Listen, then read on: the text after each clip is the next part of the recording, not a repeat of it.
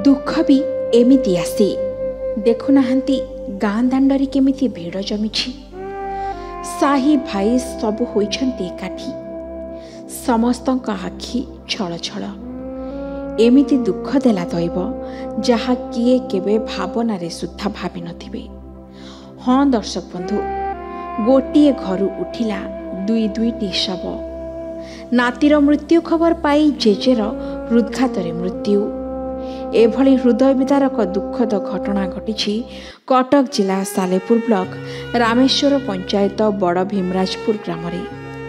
मृतक हेले बड़ भीमराजपुर ग्रामर शेख आजाद मोहम्मद, जहांक बयस 25 वर्ष एवं तांकर जेजे शेख अकील मोहम्मद।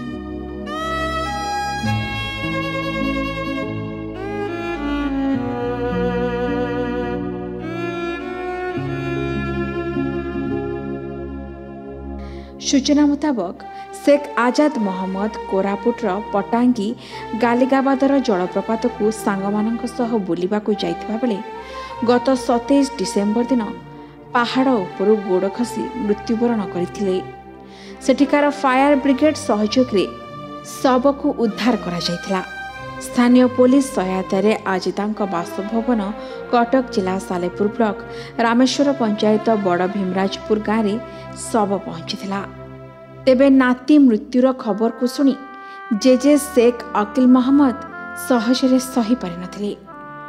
हठात नातीर शव देखि तांकर हृदघात होइथिला, जहा फଳରେ से मृत्युवरण करथिले।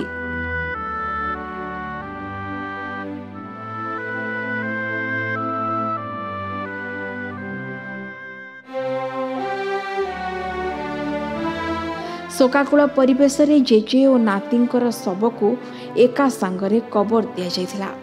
तेबे एही दुखद घटना नहीं खबर पाइबा परे पूर्वतन विधायक मृतकों घरे पहुंची परिवार वर्गों को समवेदना जणाइबा सह सांत्वना देथिले।